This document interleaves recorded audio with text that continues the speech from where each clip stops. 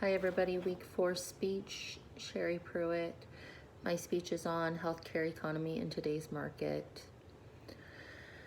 My general purpose will be to educate and enlighten our patients about the back part of healthcare and all of the corruption that lies behind the industry that it is now.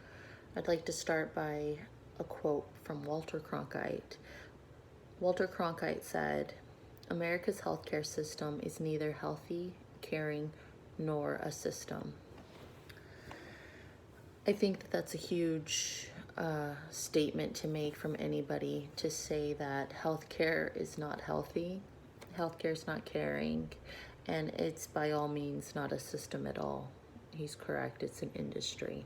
It's a money-making industry. It's a business of the art to create more issues for people to come in to see you with. The fact is that no matter how you choose to look at things, America's healthcare system is corrupt. We have bankers and stockbrokers that are creating a covered drug formulary list, and they have no education at all to be passing these bills. They have no education to be saying whether or not we should be taking that medicine before we can get the second medication or before we can get the procedure that we truly need. But yet they are the ones that are making those rules.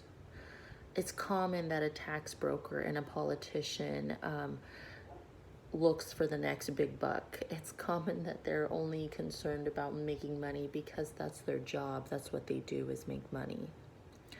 But it should be uncommon, and it should feel quite strange that they would want to come in and to be the people making our drug formularies. They're the ones who are diving into big pharma because pharmaceuticals make tons of money yearly. And it's not just pharmacy that is corrupt. It's our doctor's offices. It's our hospitals. It's the whole industry. It's everyone as a whole. It truly is. The food pyramid was created by a tax broker who thought up all the foods that he would eat in a day, and he laid them out how much he thought he ate of each thing. Over time, we grew up this society. We developed this culture of people who grew to think that that's how we need to eat, that's how we need to live, and that created obesity, and it created diabetes, and it created huge amount of physical problems and digestive problems, because that's not the way that you should eat. The food industry has taken it a step further, and the food industry has created false sugars and has created fake foods. And those false sugars and fake foods, again, screw up our diet, and they lead to more healthcare problems, which the healthcare industry is happy about, because that just means more money. The pharmaceutical industries are happy about it because that means more things that I could create to take care of you. The lap band, gastric bypass, all of these other things. They tell you there's no cure for diabetes, but yet we would have no diabetes if we all ate fine, if we all ate without these sugars, these fake sugars and these fake foods. So healthcare it's definitely crooked in many ways. And then we start to look at women's health, and we start to say, what's going on there?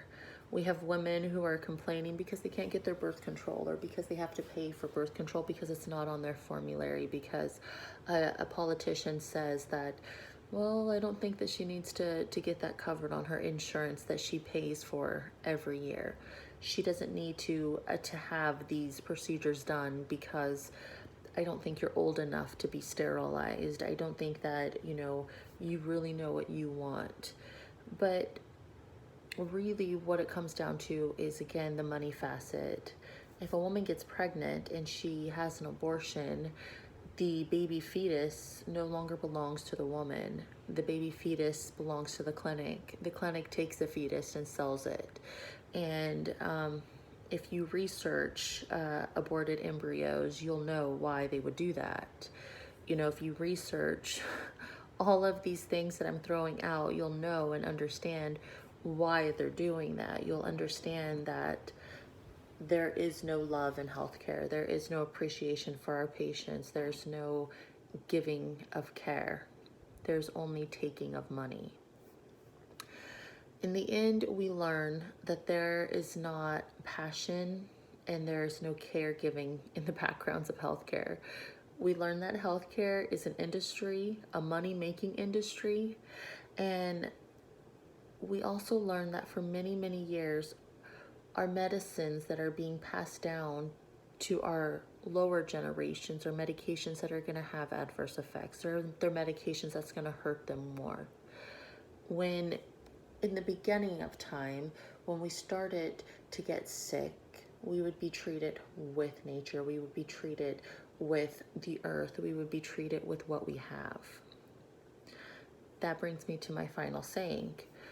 Voltaire said, the art of medicine consists of amusing the patient while nature cures the disease. But I say, isn't that so?